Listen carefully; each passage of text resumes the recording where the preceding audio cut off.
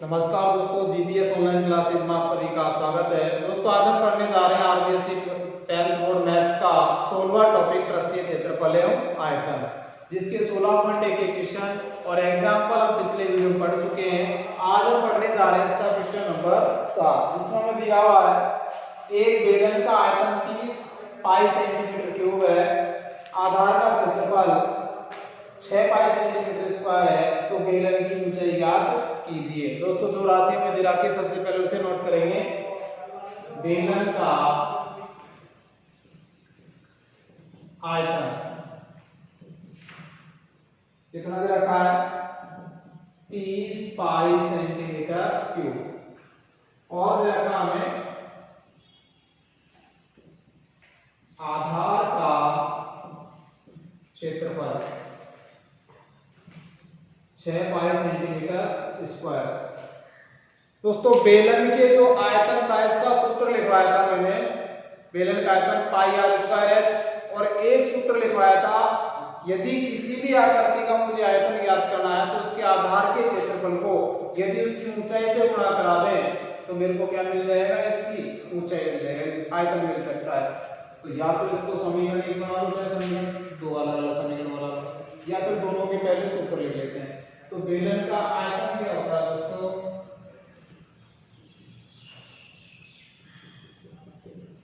आधार का क्षेत्रफल इंटू ऊंचाई। ज्यादा प्रश्न रहेगा, आसानी से सवाल हो जाएगा। बेलन का आयतन मुझे दे रखा है 30 पाई सेंटीमीटर क्यूब, याद रखेंगे। बेलन का आधार का क्षेत्रफल 6 पाई सेंटीमीटर स्क्वायर दे रखा है। केवल मुझे ऊंचाई ज्ञात करनी थी, जिसको ज्ञात करना है उसे ले लो, ठीक है। मान रखो 30 पाई 6 पाई इंटू ऊंचाई, पाई से पाई कैंसिल हो गए, ऊंचाई का जो मान मेरे पास आएगा वो 30/6, टोटल कितना आ गया? 5 सेंटीमीटर। इस प्रकार आपका क्वेश्चन नंबर 7 है दोस्तों, वो कंप्लीट होता है। आगे दे रखा हमें क्वेश्चन नंबर 8, एक बेलन का आयतन और वक्र पृष्ठीय क्षेत्रफल 1650 घन सेंटीमीटर और 660 वर्ग सेंटीमीटर हो, तो बेलन की त्रिज्या और ऊंचाई ज्ञात कीजिए। मित्रों ये भी अच्छा क्वेश्चन है, इसके बारे में जानकारी लेंगे।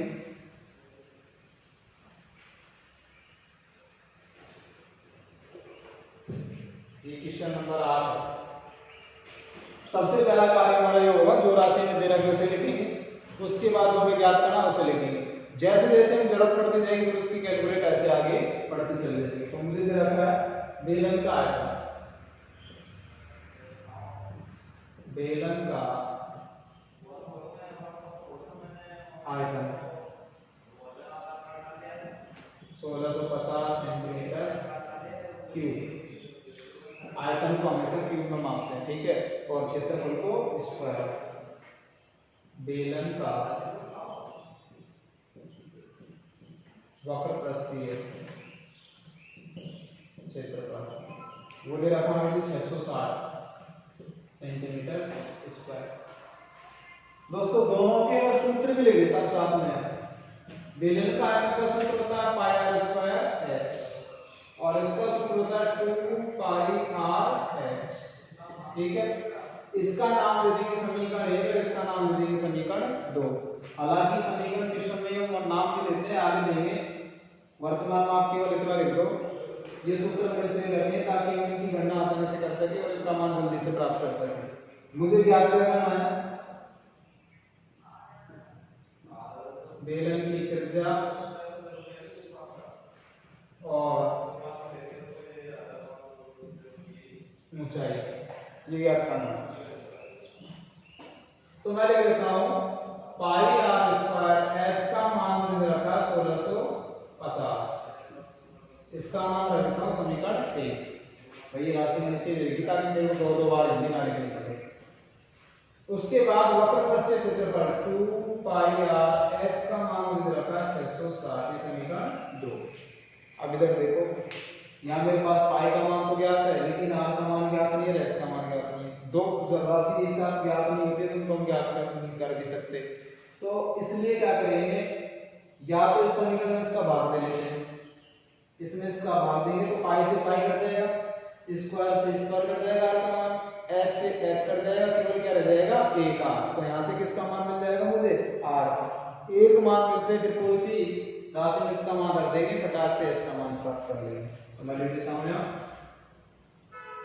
समीकरण 1/2 करने करो तो पाई आर स्क्वायर एच भाग 2 पाई आर एच 1650 बटे 607। एच से एच गायब हो गया, पाई से पाई गायब हो गया और आर स्क्वायर से ये आर गायब हो गया। तो बाकी विषयों को मैं रख देता हूँ आर बटे 2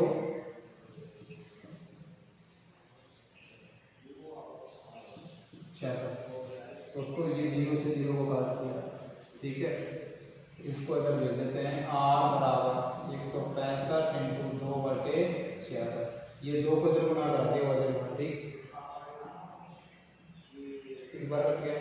अब 33 पंजे हल कर लेते हैं, 3 पंजे 15, 3 पंजे 15 एक 16। कितनी बार कट जाएगा ये 5। आर बराबर कितना आ गया 5। फिर रखेंगे आर बराबर 5 समीकरण 1 में रखने का। रखो तो दोस्तों पाई 5 का स्क्वायर इंटू एच बराबर 1650। पाई का मान रख दो, लेकिन पाई का मान मैं इधर ही रखूंगा। मुझे एच का मान क्या करना था, तो ये पूरे पद में इसमें क्या दे दूंगा भाग। पाई का मान कितना है 22/7, तो ये 7 में चला जाएगा ऊपर इंटू 5 का वर्ग कितना है 25। और कोई भाई मुझे केवल यहाँ से h का मान ज्ञात करना था, तो पूरी राशि का मैंने इसमें क्या दे दिया है भाग दे दिया है। इसको काटा पीटी कर देते हैं, 5 से काट देते हैं 55 25 5 या 15 5 या 15, ठीक है दोस्तों। 11 से काटते हैं 11 दूनी 22 11 किया 1, ठीक। फिर 2 से काट देते हैं कितना आ गया 15। फिर 5 से काट देते हैं कितना आ गया 3 और लास्ट में क्या है h का मान 7 गुणा 3 यानी 21 सेंटीमीटर। इस प्रकार दोस्तों हमारा क्वेश्चन नंबर 8 है वो हल होता है। इसमें हमें केवल h और r का मान ही ज्ञात करना। आगे पढ़ेंगे इसका क्वेश्चन नंबर 9। एक बेलन की ऊंचाई व त्रिज्या क्रमशः 7.5 और 3.5 सेंटीमीटर है। इसके संपूर्ण पृष्ठ क्षेत्रफल और वक्र पृष्ठ क्षेत्रफल में अनुपात ज्ञात करना है। तो दोस्तों इसे मिटा देता हूं मैं। इस क्वेश्चन को हम दो तरीके से कर सकते हैं, या तो पहले सूत्रों में ही अनुपात रख देते हैं, गणना कम करनी पड़ेगी, या फिर पहले सूत्र लिख देते हैं फिर उसके बाद इनका अनुपात ज्ञात करते हैं। देखो क्वेश्चन नंबर 9 था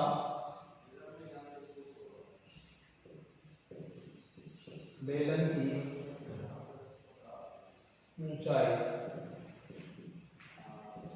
h का मान मुझे रखा 7.5।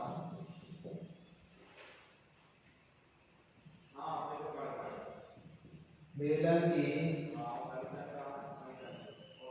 त्रिज्या r, इसका मान रखा मुझे 3.5 है, ठीक है।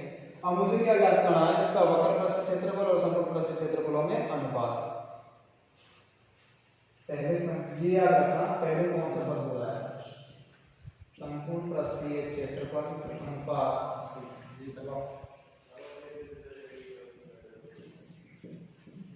वक्र पृष्ठीय क्षेत्रफल, ये मुझे याद करना था।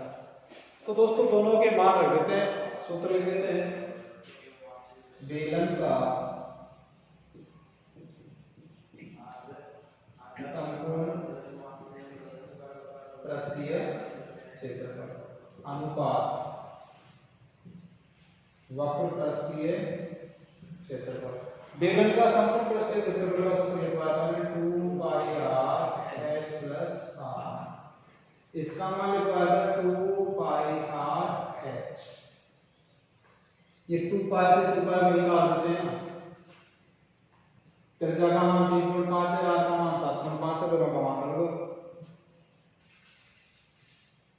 3.5 7.5 प्लस 3.5 अनुपात r का मान 3.5 7.5 इनको जोड़ो दोनों को, कितने आ गए 11 इंटू 3.5 अनुपात 7.5 को 3.5 से गुणा करा दो, 5 को 5 से गुणा करेंगे 25, इसका सिर दो, 5 7 35 और 2 37, 3 से गुणा करो 3 5 15, 3 7 21 और 1 22, 7 5 12, 3 2 5 और 1 6, 2 अंक के बाद दशमलव लगा देंगे 26.25।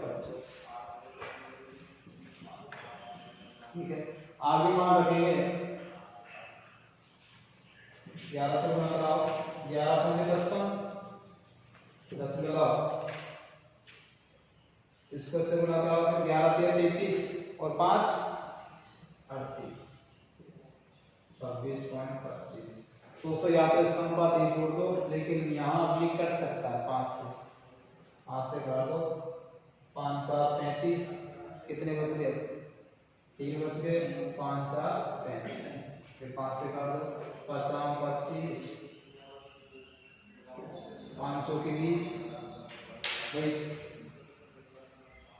एक बचेगा यहाँ भाई, 50 25 से 5 में 10 और 50 25, ये आपका अनुपात है। इसी प्रकार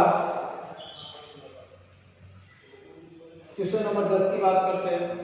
20 मीटर गहरा और 7 मीटर व्यास का एक कुआं खोदा गया, इससे निकली मिट्टी से 22 मीटर नाप इंटू 14 मीटर नाप का एक चबूतरा बनाया गया, चबूतरे की ऊंचाई आती है। दोस्तों अच्छा क्वेश्चन है। जैसे मान लीजिए कोई कुआं खोद रहे हैं और उससे एक चबूतरा बना रहे हैं, तो कुएं से निकाली गई मिट्टी का आयतन चबूतरे पर बिछाई गई मिट्टी का आयतन दोनों कैसे रहेगा, बराबर रहेगा। तो जितनी मिट्टी मैंने बाहर निकाली थी उतनी मैंने बिछा दी है। लेकिन कुआं है वो कैसा दे रखा है मुझे, बेलनाकार। चबूतरा कैसा होता है, घनाभ के आकार का। अक्सर बच्चे इसको आयताकार वर्गाकार बता देते हैं।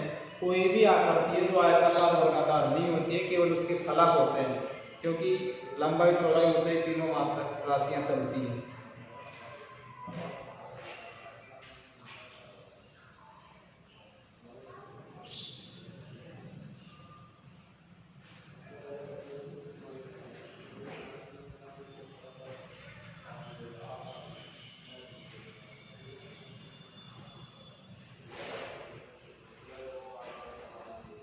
क्वेश्चन नंबर 10 दे रखा है, बेलनाकार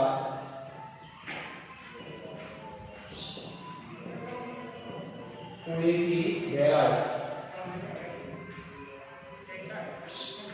x, गहराई को कैसे दर्शा रहे हैं x से, कितनी रखी मुझे 20 मीटर। ठीक है, और व्यास कुएं का व्यास, व्यास को दोस्तों 20 से दर्शा रहे हैं, वो है तुम्हारा 7 मीटर। ठीक है, सपोज करो ये कोई कुआं है, ठीक है, इस कुएं की जो गहराई दे रखी है 20 मीटर है, और इसका व्यास दे रखा है कंप्लीट चौड़ाई, इसकी कितनी दे रखी है 7 मीटर। ठीक है, अब वो क्या कर रहे हैं, इस कुएं से जो मिट्टी खोद रहे हैं, पूरा कुआं खोद दिया और इसको इस चबूतरे पे डाल दिया। चबूतरा कैसा बन गया, घनाभ के आकार का। अब चबूतरे की माप मुझे क्या दे रखी है, लंबाई और चौड़ाई दे रखी है। लंबाई और इसकी चौड़ाई दे रखी है, केवल ऊंचाई दे रखी है कि चबूतरा कितना ऊंचा उठ जाएगा। तो मैं लिख देता हूं चबूतरे की माप,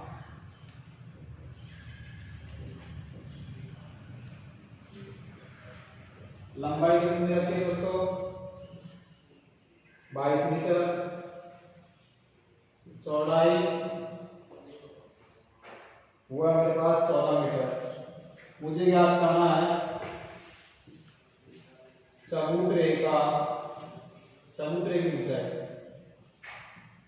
ठीक है, अब मैं लिखूंगा कुएं से निकाली गई मिट्टी का आयतन बराबर होगा चबूतरे पर बिछाई गई मिट्टी के आयतन का। लिख देता हूं कुएं से निकाली गई मिट्टी का आयतन बराबर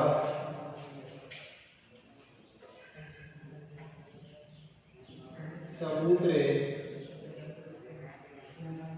की मिट्टी का आयतन। ठीक है दोस्तों, अब कुआं है वो कैसा है, बेलनाकार, तो बेलन का आयतन का सूत्र क्या होता है, पाई आर स्क्वायर। चबूतरा कैसा है, घनाभ के आकार का, तो घनाभ का आयतन क्या होता है, लंबाई गुना चौड़ाई गुना ऊंचाई। अब इसे निकालते हैं यहाँ से, गणना कर लेते हैं इसकी, 22/7, आर का मान नहीं दे रखा तो यहाँ से ज्ञात कर लेंगे। व्यास में यदि मैं 2 का भाग देता हूँ तो मुझे क्या मिल जाएगी दोस्तों, त्रिज्या 3.5। तो इसका मान 3.5 है, फिर ऐसा करो 7/2 का स्क्वायर। ठीक है, h का मान मुझे रखा 20, लंबाई कितनी रखी है मुझे 22 और चौड़ाई कितनी रखी है 14 इंटू ऊंचाई। दोस्तों ये 7 से तो स्क्वायर काट देते हैं और 1 या 2 से इसको काट देते हैं। अब मेरे पास अब क्या बचेगा, 1 2 से इसको काट देते हैं। भाई 7 से तो स्क्वायर काट दिया किसका, 2 बार 2 था, 1 2 से 20 को काट दिया 10 बार कट गया, 1 2 से 22 को काट दिया 11 बार कट गया। तो मेरे पास पद क्या बचा है 11 इंटू 7 इंटू 10। ठीक है, 22 और 14 का क्या हो जाएगा हाफ, तो इधर क्या बचेगी केवल मेरे पास ऊंचाई। 7 दूनी 14, 11 दूनी 22, 2 पंजे 10 और ऊंचाई का जो मान आएगा दोस्तों 5/2, 1 2 बच रहा है, 2 का मान तो कितना है 2.5 सेंटीमीटर। अच्छा क्वेश्चन है, इस प्रकार आपका क्वेश्चन नंबर 10 है कंप्लीट होता है। आगे बढ़ लेते हैं दोस्तों, क्वेश्चन दे रखा है एक बेलनाकार बर्तन में 30,800 सेंटीमीटर क्यूब पानी भरा जा सकता है। यदि बर्तन की भीतरी त्रिज्या 14 सेंटीमीटर हो तो उसका भीतरी वक्र प्रस्थ क्षेत्रफल ज्ञात कीजिए। दोस्तों बेलन का आयतन दे रखा है 30,800, त्रिज्या दे रखी है आंतरिक 14 सेंटीमीटर, वक्र प्रस्थ क्षेत्रफल चाहिए तो बेलन का वक्र प्रस्थ क्षेत्रफल का सूत्र होता है 2 पाई आर एच। मुझे आंतरिक त्रिज्या दे रखी है लेकिन h का मान ज्ञात नहीं है, तो h का मान हम कहां से प्राप्त करेंगे, इसके आयतन से।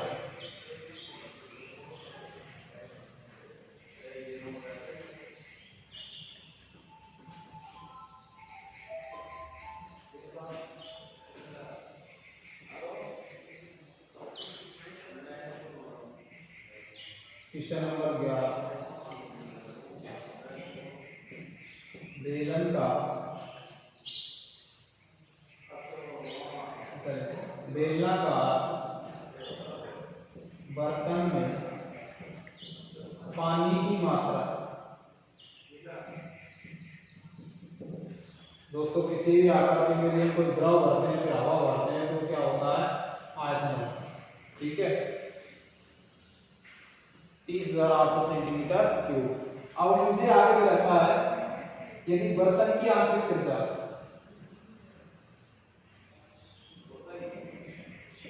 बर्तन की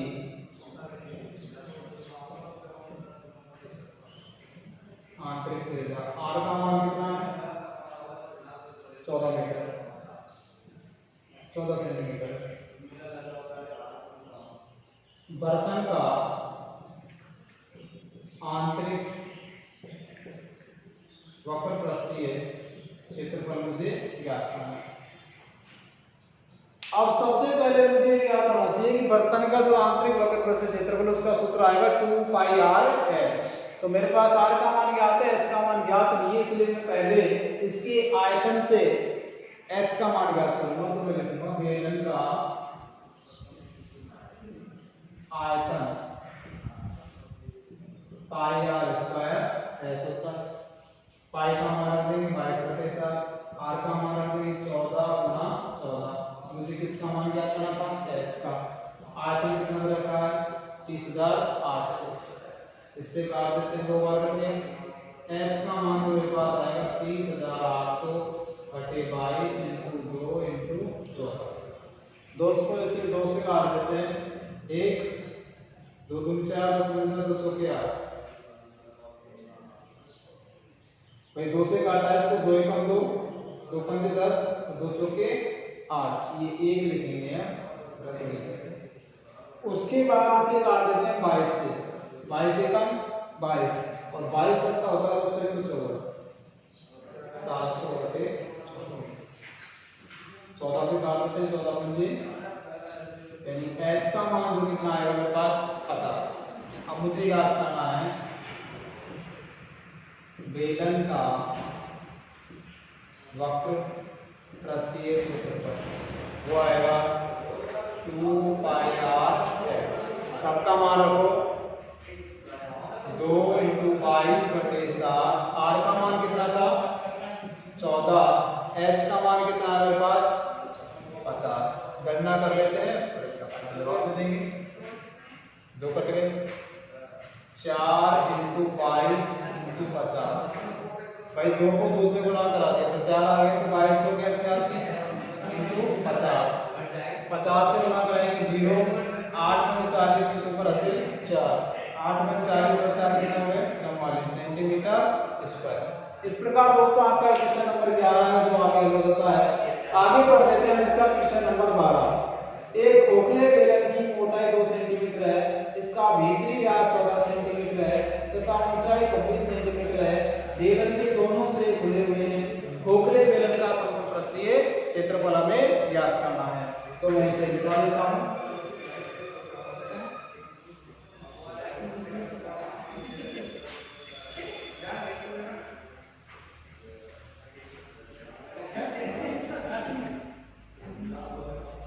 क्वेश्चन नंबर 12 है बेलन की मोटाई,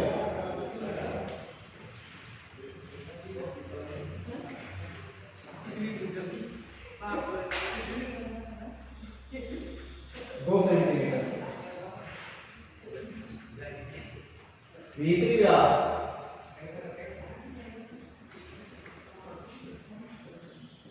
आंतरिक व्यास को d2 से दर्शाना है दोस्तों, d से दर्शा दो केवल, इधर रखना मुझे 14 सेंटीमीटर। ऊंचाई h का मान कितना रखा मुझे 26 सेंटीमीटर। हमें ज्ञात क्या करना है खोखले बेलन का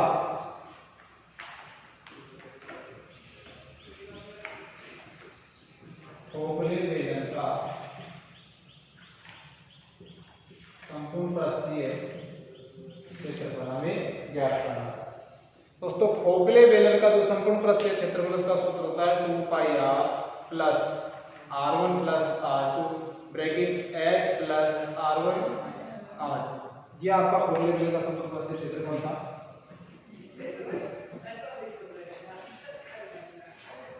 लेकिन उससे पहले मुझे इनकी त्रिज्याओं की जरूरत पड़ेगी। वो कैसे ज्ञात करेंगे? डी व्यास है, यहां बना देता हूं मैं कोई आकार की,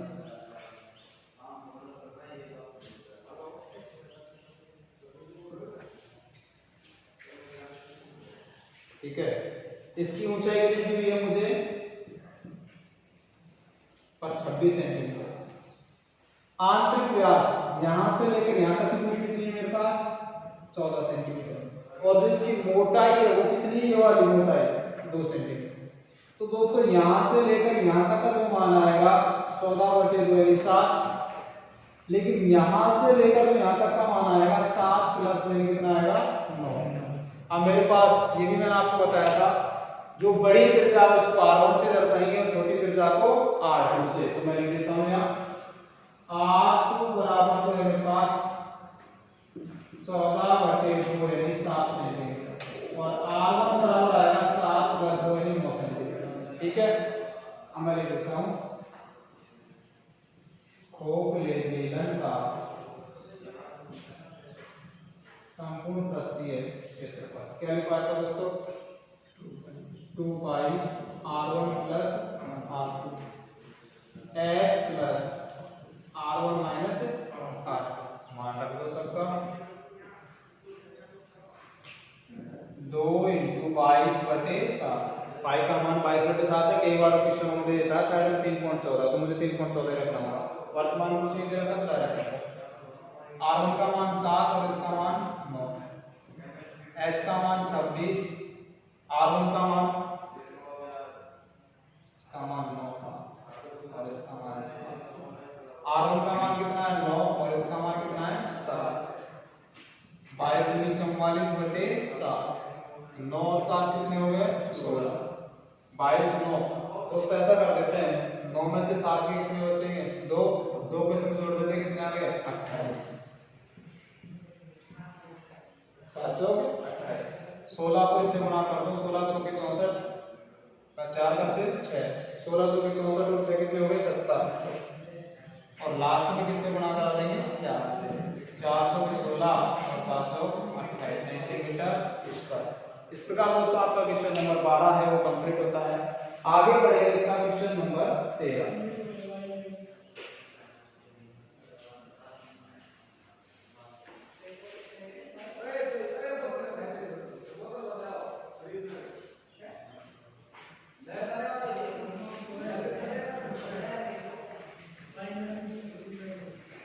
क्वेश्चन नंबर 13 है खोखले बेलन दोनों सिरों से खुला हुआ है, इसकी ऊंचाई 20 सेंटीमीटर तथा अंत है और भारी व्यास से 26 सेंटीमीटर। इस खोखले बेलन का आयतन ज्ञात करना है। 16 नंबर का लास्ट एंड फाइनल क्वेश्चन है दोस्तों ये दे रखा हूं मुझे खोखले बेलन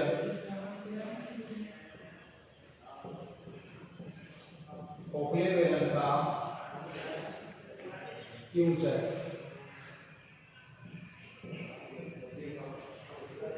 को कैसे दर्शाते हैं x से 20 सेंटीमीटर। उसके बाद अंत है बाह्य व्यास,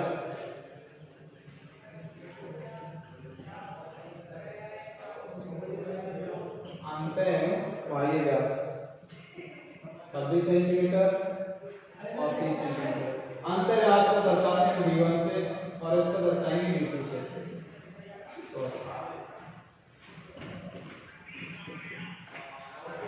बड़े व्यास को मैंने दर्शाया था d1 से और छोटे व्यास को दर्शाया मैंने d2 से। अब मुझे पहले खोखले बेलन का आयतन ज्ञात करना था, तो मैं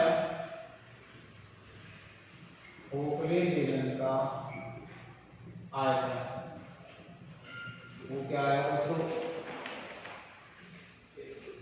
अब खोखले बेलन का जो आयतन होता है उसका सूत्र मैं लिखवाया था पाई r1 square minus r2 square into h। लेकिन r1 और r2 का मान मैं आगे क्वेश्चन में लिखा देता हूं।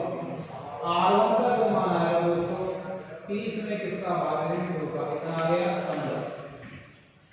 r2 का मान आएगा 26 में 2 का भाग कितना आ गया 13। यहां लिखेंगे खोखले बेलन का आयतन पाई r1 square r2 square into h। पाई का मान 22/7, r1 का मान और r2 का मान, h का मान 13 है, h का मान दे रखा है 20। 22/7, 15 का वर्ग 13 का वर्ग, इसका मान 20, दोनों का वर्ग कर दिया। अब पहले ब्रैकेट को हल करेंगे 22/7 इंटू 20, इनमें से लेस करो, 15 में से 9 गए तो 6 बचते हैं, यहाँ कितने लगेगा 11, 11 में 6 गया तो 5, यहाँ केवल कितना लगेगा दोस्तों 1, 1 में से क्या बचा 7 8 56। 8 से गुणा कर दो 8 2 16, 8 2 16 और 1 17 इंटू 20, 0 6 2 12, 7 2 14 1 15, 2 1 2 1 3 सेंटीमीटर क्यूब। इस प्रकार दोस्तों आपका क्वेश्चन नंबर 13 है जो कंप्लीट होता है और साथ में आपकी 16 पॉइंट तो फिनिश हो जाती है। यदि दोस्तों आप सभी को हमारा वीडियो पसंद आया हो तो इसे ज़्यादा से ज़्यादा लाइक करें, शेयर करें और यदि अभी तक आपने हमारे चैनल को सब्सक्राइब नहीं किया हो तो दोस्तों इसे सब्सक्राइब करना ना भूलें।